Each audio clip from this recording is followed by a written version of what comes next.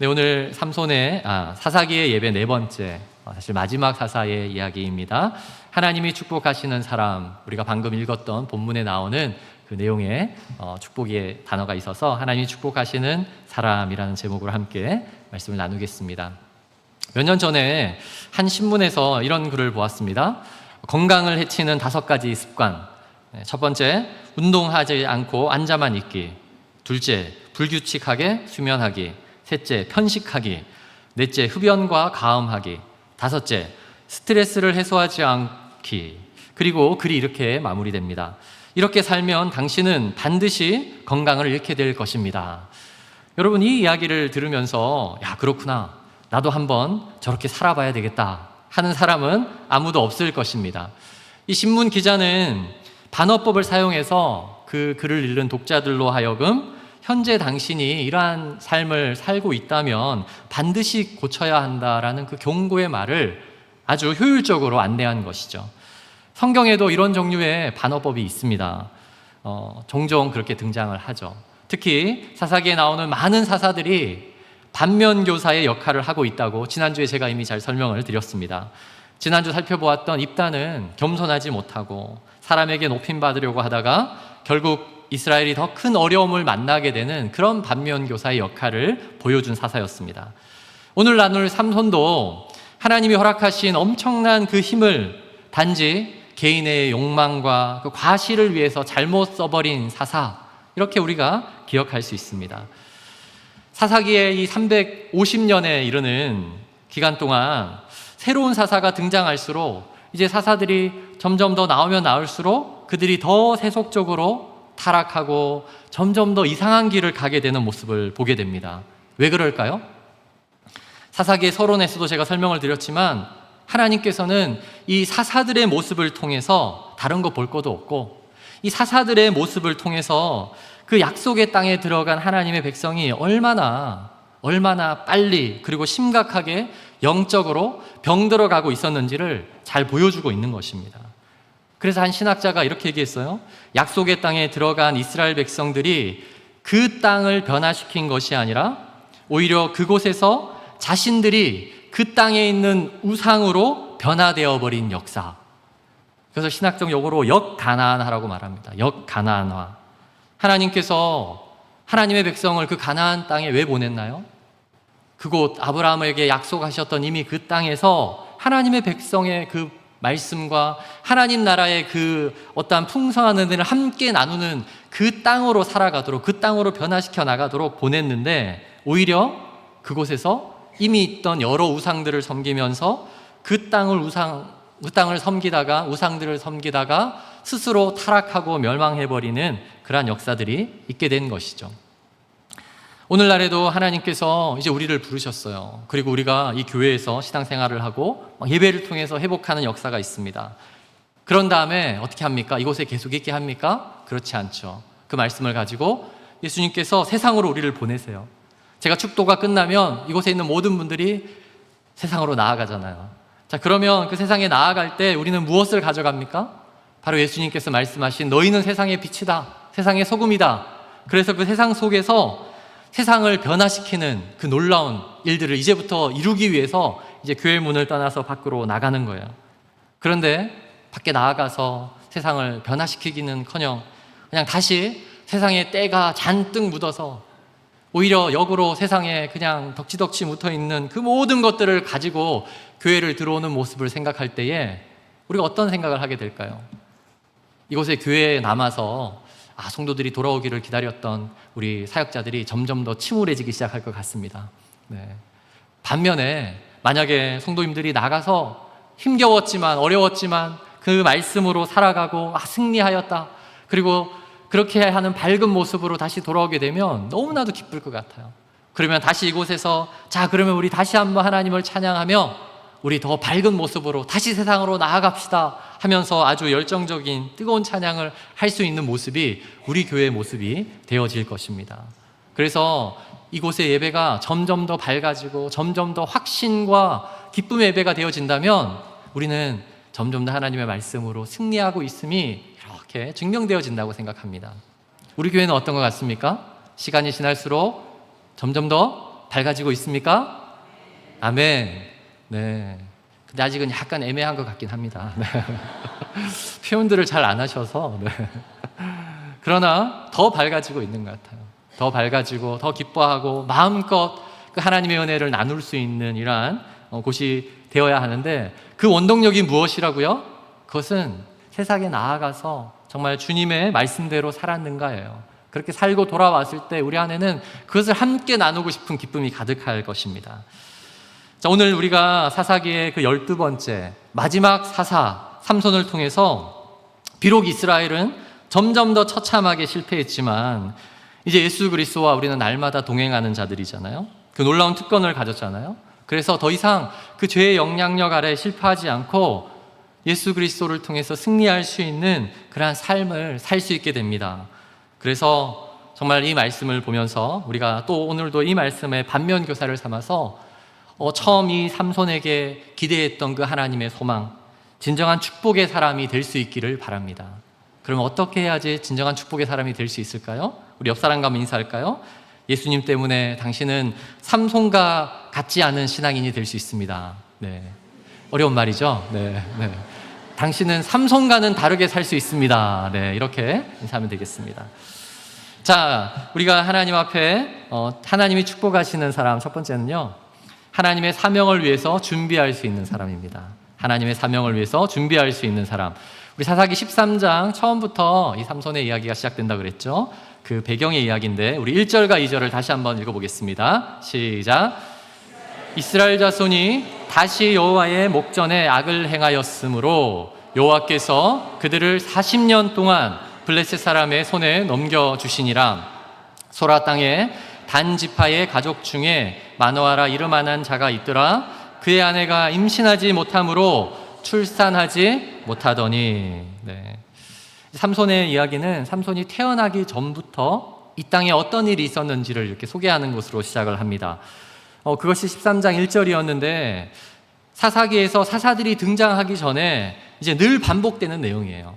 늘 반복되는 내용이 뭐죠? 그들이 다시 여호와 앞에, 여호와 목전에 악을 행하였으므로, 이렇게 시작됩니다. 악을 행하였으므로. 근데 그 다음이 중요한데 여기서는 그들이 40년 동안 블레셋 사람의 손에 넘겨지니라. 이제 그 고난의 기간이 얼마예요? 40년으로 늘어났습니다. 사사 기드온이 등장할 때에 미디안이라는 나라로부터 7년 동안 압제를 당했습니다.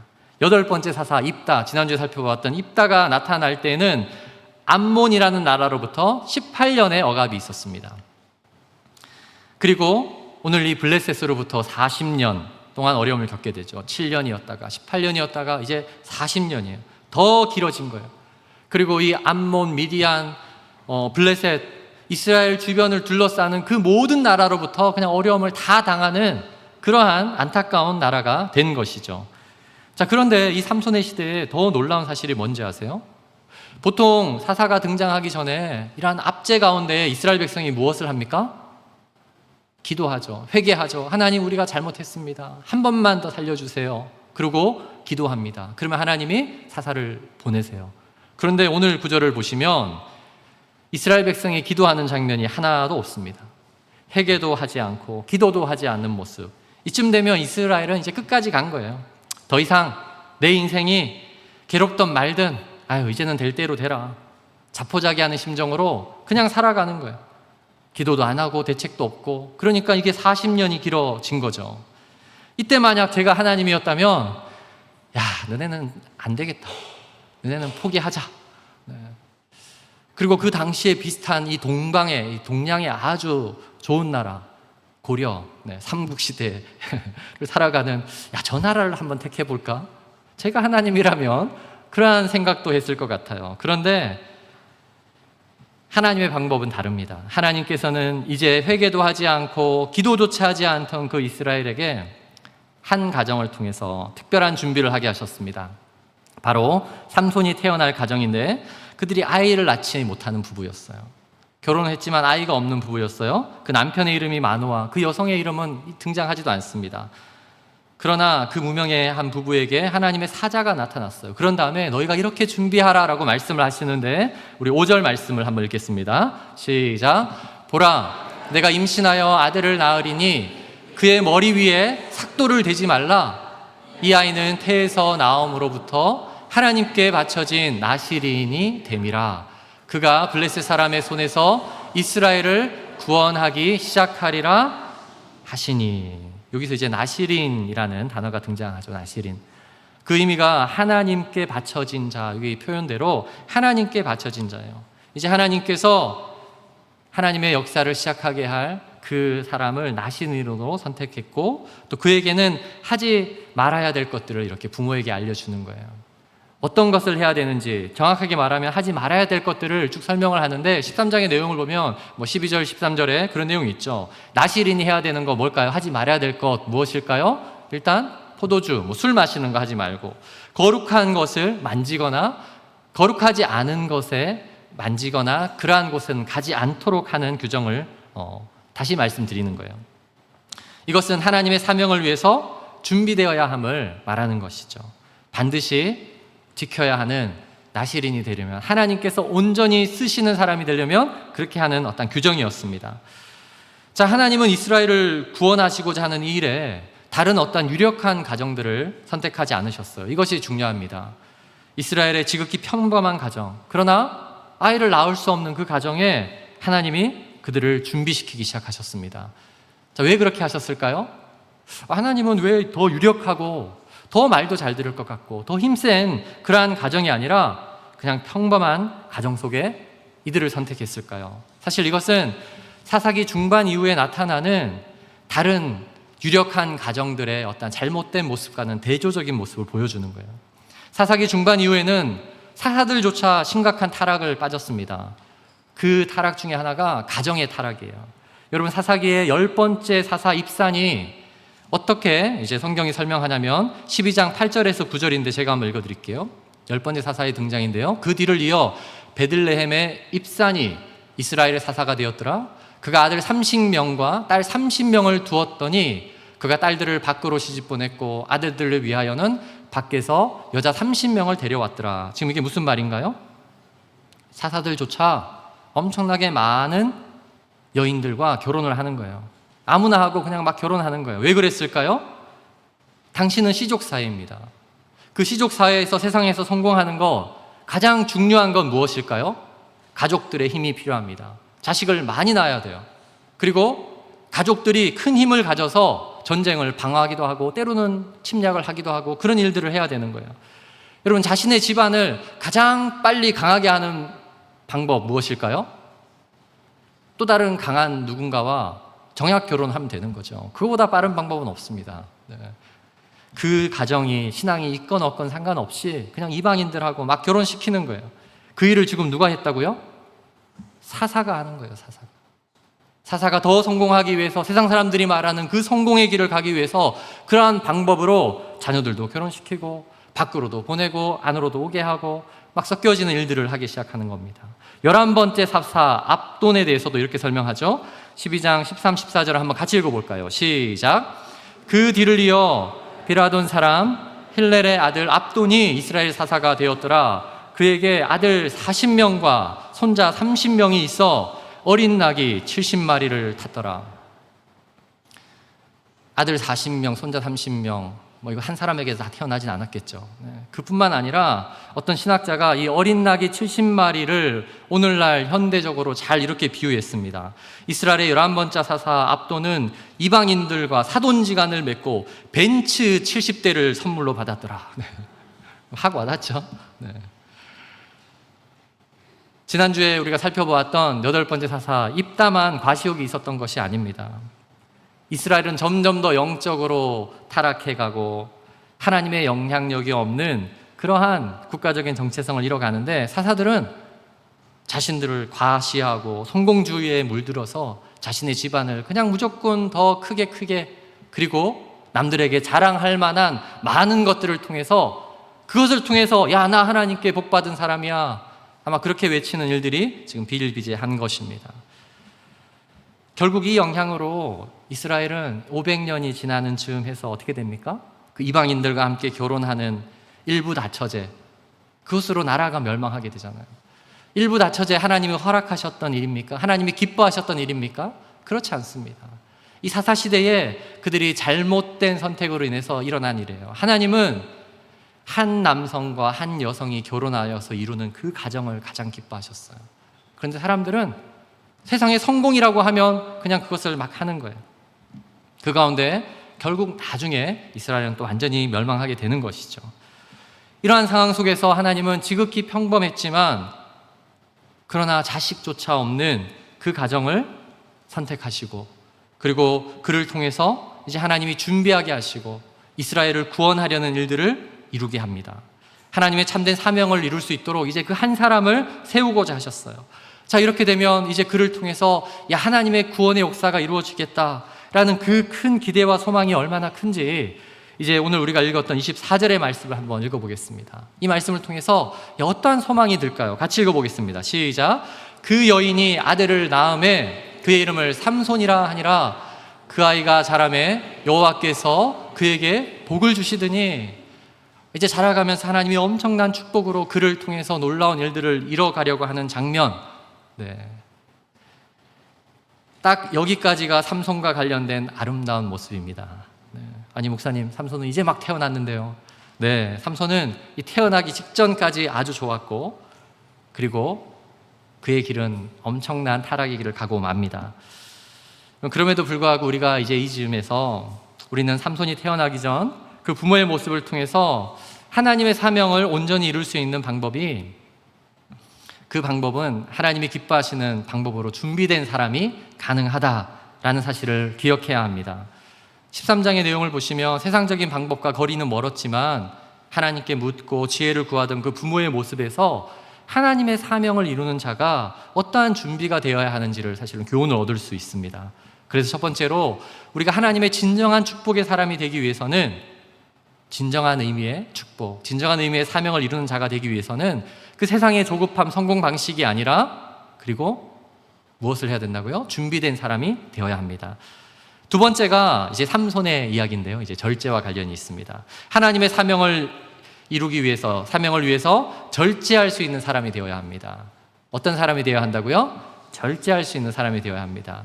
우리 14장 1절, 2절을 한번 읽어보겠습니다. 시작. 삼손이 딥나에 내려가서 거기서 블레셋 사람의 딸들 중에서 한 여자를 보고 올라와서 자기 부모에게 말하여 이르되, 내가 딥나에서 블레셋 사람의 딸들 중에서 한 여자를 보았사오니 이제 그를 맞이하여 내 안으로 삼게 하소서 하매. 삼손의 문제는 사실 절제의 문제였습니다. 나실인에게 가장 중요한 것이 바로 절제입니다. 하나님의 사명을 이루기 위해서 내가 원하는 대로 마음껏 하는 것이 아니라 하나님의 분명한 뜻을 기다리고 또 모든 것을 절제하는 것이 아주 중요한 것이 사실은 삼손의 일생 가운데 계속 나타납니다. 그런데 이 삼손과는 가장 어울리지 않는 단어가 무엇이라고요? 바로 절제예요. 삼손의 일생 가운데 삼손은 자신이 마음에 드는 여성과는 모두 다 결혼하려고 했습니다. 그 여성들이 전부 이방인의 여성이었어요. 근데 그 여성과 결혼하기 위해서 수단과 방법을 가리지 않았습니다. 그 과정에서 그는 점점 더 부모에게는 거짓의 사람이 되어지고 하나님을 완전히 버리는 그러한 사람이 되고 말았습니다. 삼손은 성경에 나와 있는 보면 3명의 여인을 사랑하게 되죠. 14장에는 그 첫 번째 여인을 이제 보고 그가 사랑에 빠져서 결혼하기 위해서 내려가는 장면이 나오는데, 그 딥나라는 지역에 살던 그 여인과 이제 정식으로 결혼하기 위해서 처음에는 부모를 이제 데려갑니다. 그 부모를 데려가는 과정이 이렇게 소개가 되는데, 그 데려가는 과정에 어디로 함께 지나가게 되냐면 포도원에 이제 등장합니다. 포도원을 지나가게 돼요. 자, 포도원을 왜 지나가게 될까요? 오늘날 우리가 포도밭에 왜 갑니까? 포도 사러 가죠. 오늘날은 맛있는 포도, 신선한 포도, 또 그리고 포도가 사계절 막 이렇게 보관이 잘 되니까 나지만 그 당시에는 보관 기술이 없잖아요. 자, 그러면 포도원, 포도밭에는 주로 무엇이 있을까요? 포도가 있는 게 아니라 포도주가 있는 거예요. 술이 있는 거예요. 그가 결혼식을 가는 중에 지금 나실인으로 지켜야 하는 아주 중요한 술집을 들러서 술을 사러 가는 거예요. 근데 그곳에 갑자기 사자가 나타나요. 그리고 그 사자를 죽입니다. 그 사자가 왜 갑자기 나타났을까요? 사실 하나님의 사인이죠. 그것을 막으려는 하나님의 사인. 그러나 자신의 힘으로 그 사자를 찢어 죽여버립니다. 그런 다음에 그 사자가 등장한 이후에 보면 그 사자를 죽인 다음에 어떤 일이 벌어지나요? 그 죽인 사자에서 벌들이 들어가서 꿀을 생산을 해내요.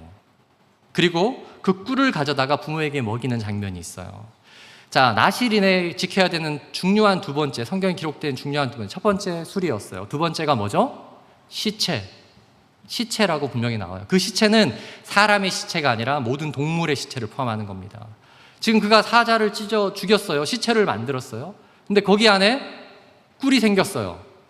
나실인은 절대로 그 시체 근처에도 가서는 안 되지만 자기가 가서 그 속에서 꿀을 가져다가 그 꿀을 부모와 함께 먹습니다. 그 장면이 14장 9절인데 제가 한번 읽어드릴게요.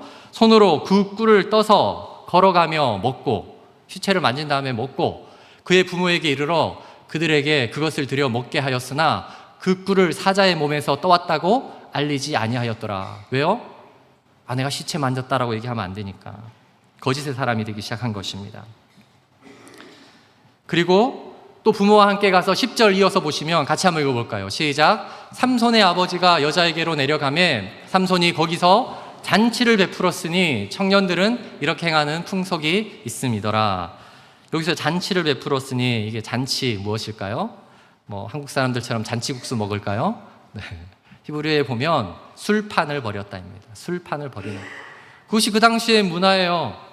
결혼을 하려면, 이방인과 결혼하려면 술판을 벌여야 돼요. 그러니까 술판을 벌입니다. 이것이 그렇게 행하는 풍속이 있으니까 거기에 그대로 따라가는 것입니다. 지금 이 첫 번째 결혼을 함에 있어서 일어났던 이 모든 이야기는 삼손이 자신의 부모와 하나님 앞에서 나는 더 이상 나실인이 아닙니다 라는 것을 다 선언하는 장면과 같은 것입니다. 그것이 무슨 뜻입니까? 부모가 열심히 기도했건 말건 상관없이 그거는 하나님께서 부모님에게 주신 것일 수 있지만 나는 그거와 상관없이 내가 원하는 대로 막 살아갈 것입니다 라는 것을 그냥 고백하는 장면과 같은 거예요. 나는 이제 내가 원하는 대로 마음껏 살아가겠습니다. 참 놀라운 사실은 삼손이 이러한 무절제한 가운데 스스로 이제 나실인 되지 않기를 바라고 약속을 벌였지만 하나님은 그에게 그가 태어나기 전부터 약속했던 놀라운 힘을 계속해서 주셨다는 사실입니다. 여러분, 삼손이 언제나 굉장한 힘을 쓰는 장면에는 이러한 장면이 등장합니다. 6절에 보면요, 여호와의 영이 삼손에게 강하게 일어나니 그가 아무 손도 없이 아무 도구도 없이 사자를 찢어 죽였어요. 19절에는 여호와의 영이 삼손에게 갑자기 임하심에 이제 그 수수께끼를 냈는데 그걸 맞추는 사람에게 화가 나가지고 이제 30명을 죽였습니다. 여호와의 영이 임하시니, 어떤 사람들이 이 말씀을 보면서 하나님의 영이 임하시니 이걸 하게 하셨구나, 그렇지 않은 장면을 얘기하는 거예요. 심지어 하나님의 영이 임해서 그에게 엄청난 힘이 있었는데 그것을 자신은 절제하지 못하고 마음껏 사용한 거예요. 하나님께 묻지도 않고 그냥 그 힘을 마음껏 사용하는 장면을 보여주는 겁니다. 성령을 잠시 체험했지만 그 성령의 임재 가운데 전혀 끌림을 받지 못한 것입니다. 전혀 성령과 상관없는 그러한 삶을 살아가는 거예요. 성령에 이끌리는 삶, 그것을 신약 성경에는 분명히 가르치고 있죠. 무엇이라고 얘기하죠? 성령의 열매 맺는 삶이죠. 성령의 열매 맺는 삶.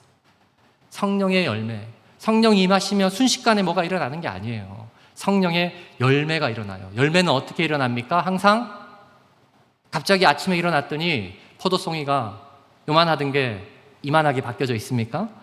아니죠. 서서히 그러나 마침내 열매 맺게 하시는 거예요. 그때까지 우리는 무엇을 해야 될까요? 그것을 가르치는 말씀이 갈라디아서 5장에 있잖아요. 갈라디아서 5장 21절부터 이 단락들이 시작되는데 세상의 그 모든 어떤 방탕함, 투기와 술 취함과 방탕함과 또 그와 같은 것들이라 전에 너희에게 경계한 것과 같이 경계하노니 이런 일을 하는 자들은 하나님 나라를 유업으로 받지 못할 것이요. 여러분, 위에서 말하는 이 모든 내용들은 세상 사람들이 다 추구하는 그러한 모습들이잖아요. 그것을 너희가 성령을 받고 하나님을 믿고도 계속하면 하나님의 나라 유업을 절대 받지 못함을 경고하는 거예요. 그런 다음에 그러나 성령의 열매, 성령을 받은 자들은 어떻게 살아야 한다고요? 우리 22절 3절인데요. 같이 한번 읽어보겠습니다. 시작. 오직 성령의 열매는 희락과 화평과 오래 참음과 자비와 양선과 충성과 온유와 절제니 이 같은 것을 금지할 법이 없느니라. 한 신학자가 이 성령의 9가지 열매 중에 절제가 가장 마지막에 있잖아요. 그래서 뭐라고 평가하냐면 우리에게 절제가 가장 멀고 힘들 수 있다라고 하는 거예요. 그리고 또한 우리가 성령으로 충만한 사람이라면 절제까지 일어날 때에 비로소 완전한 성령의 사람이다라고 말합니다. 제가 지난주에 한 글에서 이 절제와 관련된 내용의 글을 보았는데 이런 내용이었습니다. 10대에는 친구의 절제가 필요하고 20대에는 이성의 절제가 필요하고 30대에는 승진의 절제가 필요하고 40대에는 성공의 절제가 필요하며 50대에는 권력의 절제가 필요하다. 그리고 60대에는 명예의 절제가 필요하고 70대에는 이 모든 것에 대한 절제가 필요하다. 이 글의 핵심이 뭐냐면 시간이 지날수록 우리는 절제가 더 필요한 사람이라는 거예요. 이것을 성경적으로 말하자면 우리는 시간이 지날수록 성령으로 인해서 점점 더 성령의 열매 가운데 절제의 열매까지 이룰 수 있는 사람이 되어야 한다는 의미입니다. 왜냐하면 하나님의 사명은 언제 이루느냐 보다 더 중요한 것이 어떻게 이루느냐 하는 거기 때문입니다. 하나님의 사명은 반드시 하나님의 거룩함이 나타나는 방법으로 이루어져야 합니다. 삼손은 그렇게 살지 못했지만 하나님이 주신 사명을 절제와 함께 점점 더 열매 맺게 하는 우리 모든 성도들이 되기를 바랍니다. 이것이 두 번째였습니다. 마지막 세 번째, 하나님이 축복하시는 사람, 하나님의 사명을 위해서 자신을 온전히 드리는 사람입니다. 하나님의 사명을 위해서 자신을 온전히 드리는 사람이에요. 우리 삼손의 이야기의 마지막 부분인데요. 무절제 가운데 그의 인생이 마침내 아주 비참하게 되었죠. 그러나 그 마지막 순간 그는 하나님께 쓰임받게 되는 장면이 있는데 그 장면 16장 28절을 같이 한번 읽어보겠습니다. 시작. 삼손이 여호와께 부르짖어 이르되 주 여호와여 구하옵나니 나를 생각하옵소서. 하나님이여 구하옵나니 이번만 나를 강하게 하사 나의 두 눈을 뺀 블레셋 사람에게 원수를 단번에 갚게 하옵소서 하고. 그동안 하나님의 영이 임할 때마다 그러나 절제하지 못하고 그가 어떻게 했습니까? 자기 하고 싶었던 거 다 했어요. 사자도 찢어 죽이고 사람들 30명도 죽이고 그 이후에는 블레셋 군인 1000명을 그냥 손쉽게 죽이는 일도 했습니다. 그러다 결국은 삼손이 우리가 잘 아는 내용이죠. 드릴라라는 여인에 좀 속아서 어떻게 됩니까? 잘못된 사랑 가운데 그의 머리가 다 잘리게 되고 힘이 사라지는 일들이 있게 됩니다. 삼손이 마지막 세 번째로 사랑했던 이 드릴라라는 여인, 사실 삼손이라는 이름의 뜻은 작은 태양이라는 뜻이거든요. 엄청난 힘을 가진 것을 의미하죠. 작은 태양이라는 의미예요. 그런데 이 드릴라라는 뜻은 약하게 하다라는 거예요. 약하게 하다.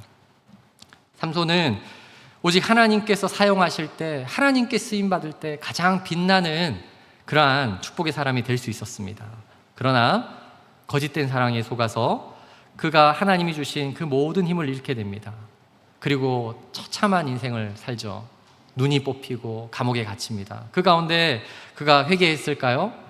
저는 회개했다고 생각합니다. 그거 회개하고 그 가운데 한 번의 기회가 찾아옵니다. 블레셋 군인들이 자신을 막 조롱하면서 그때 모인 사람들이 보면 어떤 일을 하고 있죠? 자신의 신들에게 감사의 축제, 감사의 예배를 드리는 어떤 일들을 하고 있는 거예요. 이방신을 막 섬기는 그러한 축제가 일어날 때 간절히 기도합니다. 하나님, 이번 한 번만 나를 강하게 하사 라고 하면서 기도합니다. 어떤 사람은 이 기도조차 못 믿겠다. 왜냐하면 삼손이 마지막에 나의 원수를 갚게 하사, 그래서 자신의 원수를 갚은 일을 했으니까 이렇게 생각을 할 수도 있는데, 저는 이곳에서 지금 이 기도가 진심 어린 기도라고 생각합니다. 왜냐하면 삼손이는 여기서 처음으로 여호와 하나님을 나의 주 여호와라고 고백했기 때문입니다. 나의 주 여호와, 아도나이, 나의 주 여호와라는 고백을 해요. 사사기에 나오는 모든 사사들 중에 나의 주 여호와 하나님이라고 고백했던 사사는 드보라 사사와 지금 이 장면에 삼손이 유일합니다. 나의 주님이라는 표현은 너무나도 중요합니다. 그동안 삼손의 인생은 누가 주인이었죠? 하나님이 그 모든 것을 주셨음에도 하나님 다 필요 없어요. 나는 내 인생 내 주인으로 내 마음대로 할 거래요 라고 살아갔던 그의 인생이었지만, 그의 마지막 순간 그는 나의 주님, 이제야 비로소 그는 하나님은 나의 주님이십니다 라고 고백하는 거예요. 여러분, 주님이 무슨 뜻입니까?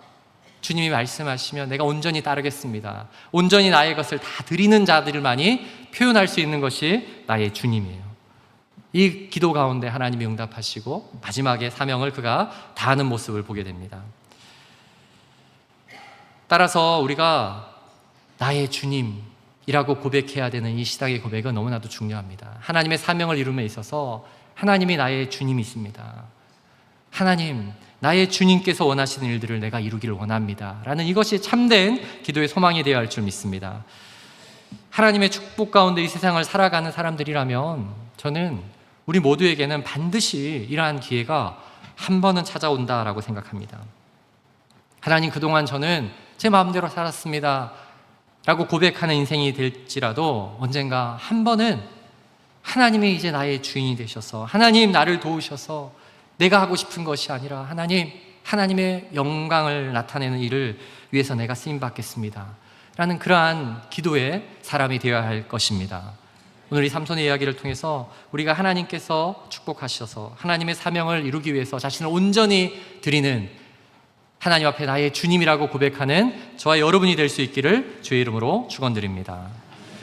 제가 4주 전에 사사기 설교를 처음 시작할 때 저희 교회를 방문했던 특별한 한 부부가 계셨습니다. 미국 그 남침내 교단에서 파송을 받고 일본의 오사카의 선교사로 사역을 하시는 그 미국 IMB 소속의 한인이세요. 한국 분이시지만 선교사 부부셨습니다. 그 선교사님께서 이제 일본에서 선교사로 사역을 하고 있는데 1년에 한 달 정도 휴가를 받는데요. 그러면 한국이 가까우니까 한국에 자주 와서 이렇게 휴가를 보내는데, 한국에 올 때마다 이 한국 본인이 방문했던 그 교회에 너무나도 큰 실망을 가졌다고 했습니다. 한국 교회 본인이 방문하는 그 교회마다 본인이 생각했던 것보다 너무나도 세속적이고 너무나도 기복적인 그 메시지에 본인이 그 자리에 있기가 견디기 힘들 정도였다라고 얘기를 하더라고요. 너무나도 복받으라던 얘기가, 또 그러한 소리에 아멘 아멘 하는 성도들의 그 음성이 너무나도 힘들었다, 그런 표현을 했습니다.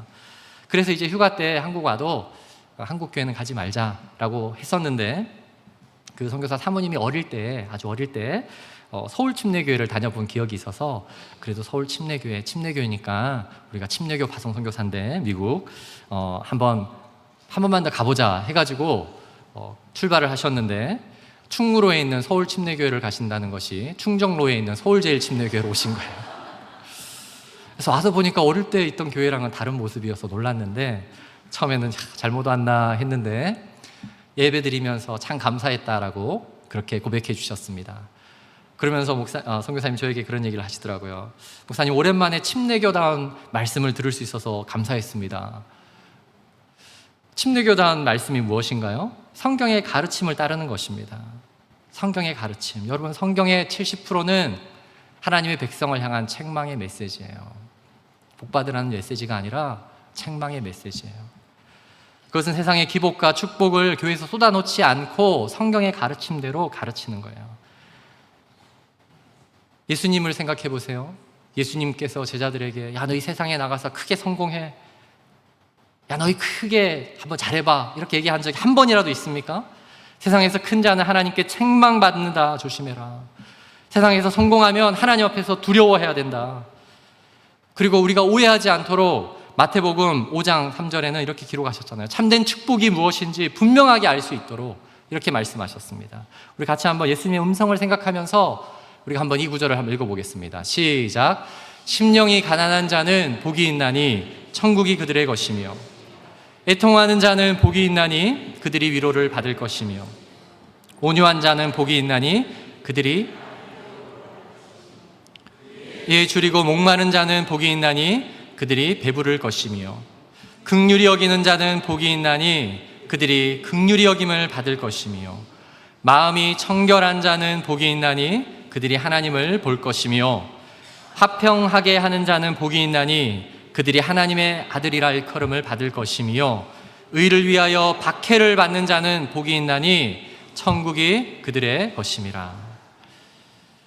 여러분, 세상에서 말하는 축복을 하나님으로 축복으로 오해할 때 우리의 신앙은 병들고 맙니다. 예수님께서 우리에게 말씀하신 그 생명의 빛을 점점 잃어가게 될 것입니다. 우리가 하나님의 이 놀라운 빛을 발할 수 있도록 우리를 약하게 하는 속임의 영, 우리를 점점 더 약하게 만드는 그러한 드릴라와 같은 그 존재를 우리는 이제 벗어버려야 합니다.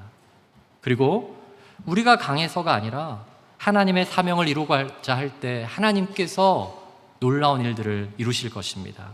우리를 하나님의 강한 도구로 그냥 쓰실 뿐일 거예요. 그것을 소망하고 기대하면서 하나님의 참된 축복을 받은 사람으로서 이 땅을 한 주도 승리하며 살아가는 저와 여러분이 되기를 소망합니다. 우리 오늘 이 말씀을 생각하면서 우리 이 찬양 함께 고백하면 좋겠습니다. 심령이 가난한 자는 이라는 찬양인데, 예수님의 말씀을 그대로 옮겨둔 아주 좋은 한국의 찬양입니다. 오늘 우리가 사사기의 마지막 사사 삼손을 살펴보았는데, 그 하나님이 처음에 축복했던 그 인생이 절제하지 못함으로 망했잖아요. 준비되지 못했잖아요. 그리고 그가 결국은 자신을 위해서 온전히 드린 사람, 그 마지막 한순간만 가능했잖아요. 우리는 예수님과 동행하는 우리 삶의 모든 순간이 그러한 삶이 되기를 원합니다.